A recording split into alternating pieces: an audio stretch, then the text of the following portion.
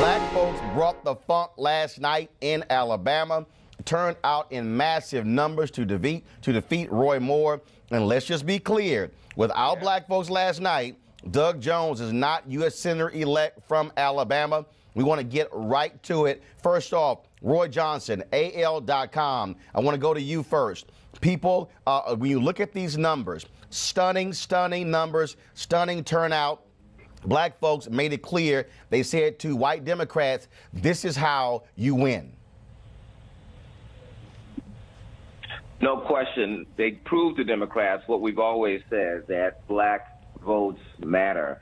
This is an historic election that was clearly affected and made happen by black voters who turned out in numbers that this state had not seen since Obama was first elected in 2008. They didn't listen to the naysayers who said the Jones campaign made mistakes in terms of embracing black people, that they made mistakes in terms of their approach and reminding us constantly only about the 16th Street Baptist prosecution of the Ku Klux Klan and the murderers of those 4 little girls.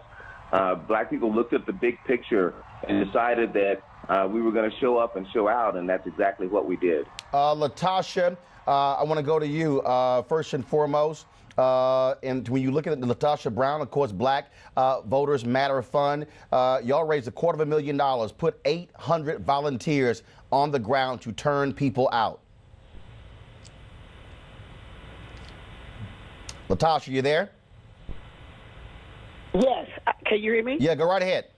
Okay, and a lot of the work, I do want to highlight, a lot of the work was led by black women, and I do want to start a lot of the campaign, and as Senator Sanders said earlier, Fire Rose Saray led this and started off, and when there was nothing on the ground, she tirelessly laid the foundation from that with the Vote or Die campaign. Then there was Sheila Tyson and Letitia Daniels down at Dothan and Birmingham with Black Women's Roundtable, and people from the Black Belt like Cheryl Threadgill and Carrie Fulgham and Norma Jackson, who worked with Alabama New South Alliance and others. There was Teresa Bettis and Senator Vivian Figures of Mobile. There was DeJuana Thompson of Woke Vote. There was Adrian Shropshire of BPAC, Black PAC. I just want to lift up that part of what happened.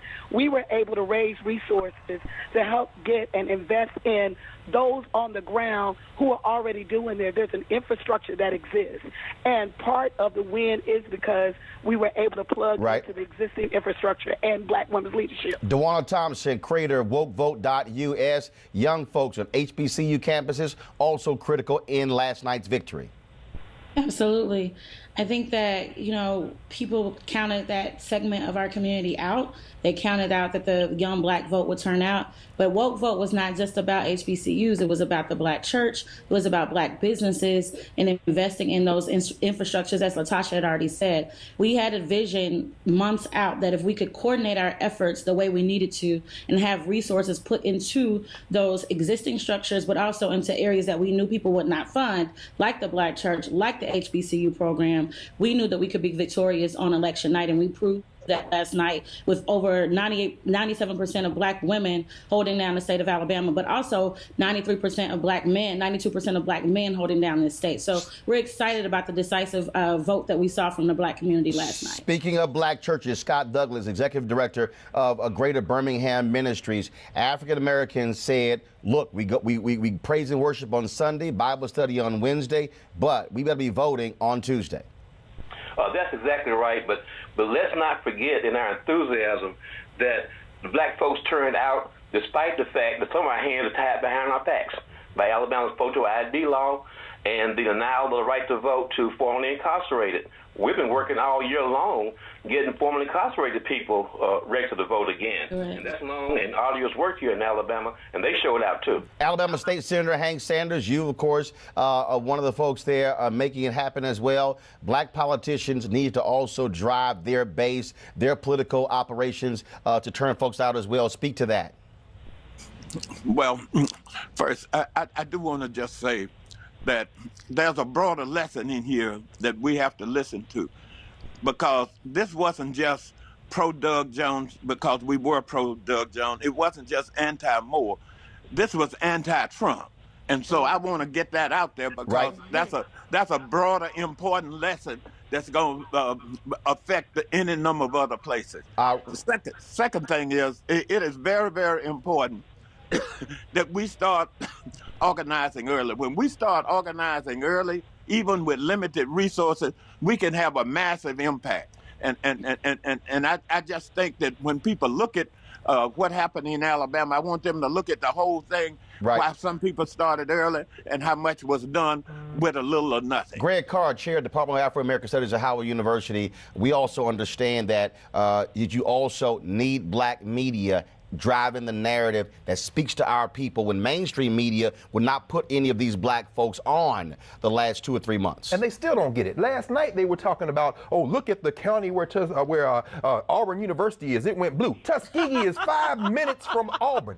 This is the only show. I cannot stress that enough, Roland. What you see in Alabama is a perfect storm of the ways to win. You've had Tom Perez sitting right over there in that seat and would not confront this. You tried to make him do it, but he wouldn't do it. The Democrats now need to find some courage. In your home state of Texas, they have announced that every seat in the Texas legislature is about to be contested. This is not the time to take this show off the air, brother. Rena Shobarara, from your perspective, you're a Republican. At the end of the day, Republicans might see this as a one-off. You do not want to let a sleeping giant wake up. Absolutely. Well, look what we've seen this whole year. President Trump attacking black women over and over again. And we can try to say that's not a problem. It's clearly a problem. Republicans should be shivering in their britches because they've long had a problem with African-American communities. The outreach has been ingenuine. It's always been at the 11th hour. I hope this wakes them up. Spencer Overton, Joint Center for Political and Economic Studies, voter suppression. Black folks showed you try to put the obstacles in our way. We're going to do what we have to do to still go vote. We'll overcome it. And this notion of institutions, we have heard names of people working on the ground, right? It's not just a big person with a lot of charisma. It's people doing the work on the ground that changes, our country. At the end of the day, Tom, that's what did it last night. 98% black women voted for Doug Jones. 92% black men voted for Doug Jones, defeating Roy Moore. Uneducated whites with no college degree, 80% of those white women voted for Roy Moore. 80% of those white men voted for Roy Moore. We're going to see that across the country. And already, of course, Donald Trump is tweeting. I would say you might want to get ready for a rough 2018 because black folks are coming for anybody who stands in our way, Tom Joyner. Absolutely. All right. Yeah, Roland. Good job, everybody. Yes, good job. Congratulations. Good job. Thank you. Thank you. Thank you, Sybil. Thank you. Thank you. That's right. Alabama. I salute my woman. And can we give a shout out to that one lone African-American woman there in the United States Congress, Terry Sewell? Congresswoman Terry Sewell as well. Yes. Yes. Yes. All right, folks. Thanks a lot. All right. Good job, Roland. Appreciate it.